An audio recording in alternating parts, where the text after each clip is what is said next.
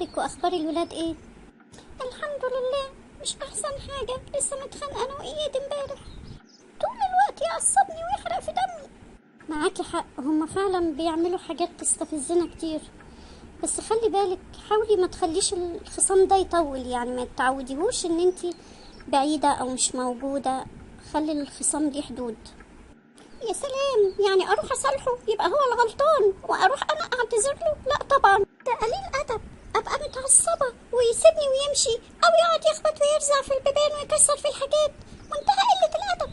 متفهمه جدا احساسك، وحقك تغضبي طبعا وتتضايقي لو كان التفسير الوحيد ان هو فعلا مش بيحترمك ومش بيقدرك.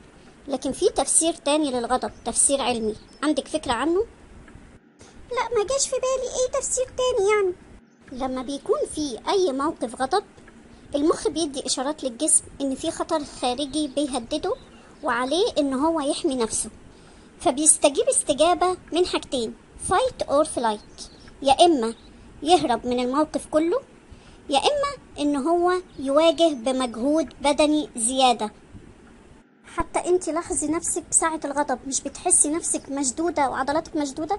العضلات بتبقى مشدودة لانه بيتخزن فيها هرمون الكورتيزول، لانه بيساعدها ان هي تواجه الخطر ده، فعشان كده بتبقى مشدودة وبيبقى فيها كمية اكبر من المعتاد من هرمون الكورتيزول.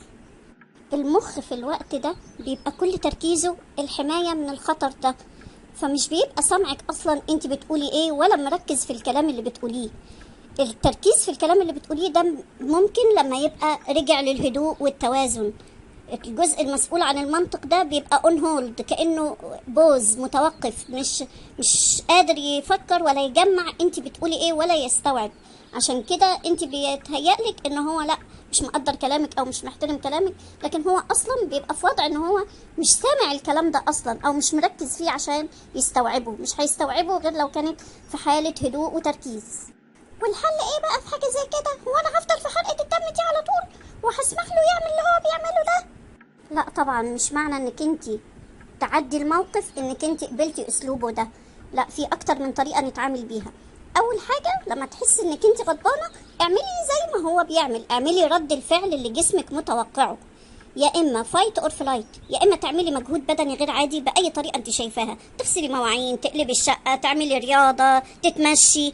اي مجهود بدني مضاعف اعمليه في الوقت ده.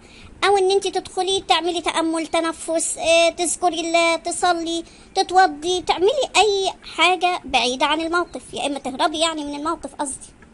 طب والمشكله نفسها اللي حصلت وجابت الغضب والتعليمات اللي انا عايزه هقولها امتى ان شاء الله؟ طبعا هتقوليها في الوقت اللي انتوا الاتنين فيه هاديين، انت هادية وعارفة ترتبي كلامك، وهو هادي قادر يسمع الكلام ويفكر ويوزن ويشوف ايه الصح وايه الغلط، ايه اللي هيقدر يعمله ايه اللي مش هيقدر يعمله. لكن طول ما انت بتتكلمي وانت غضبانة هتبقوا عاملين زي لا ده عارف يتكلم ولا ده عارف يسمع. فالحل ان احنا نتفق، لا احنا هنتكلم بعدين، هيبقى في وقت نتكلم فيه. هو ده الحل او الوقت المناسب اللي تتكلمي فيه، ان انتوا الاتنين تبقوا هاديين وقادرين تسمعوا بعض كويس. الموضوع ده صعب قوي، صعب، محتاج ان انا اتدرب عليه كتير.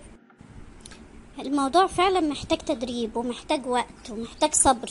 محدش بيقول ان التربية سهلة، بس اي حاجة بتيجي بالتدريب. وكمان لما تحطي في اعتبارك ان هو مش بيعمل ده عدم احترام ليكي، لا، حطي في اعتبارك ان هو لسه بيتعلم، لسه مستواه العقلي ما وصلش للكمال، ما عندوش نفس الخبرة زيك، مش كبير زيك، لسه بيتعلم، لسه في مرحلة نمو. كل ده هيساعدك ان انتي تطولي بالك شوية ويبقى عندك مرونة اكتر في التعامل مع المواقف اللي بتستفزك وتثير غضبك. ده هيساعدك كتير قوي.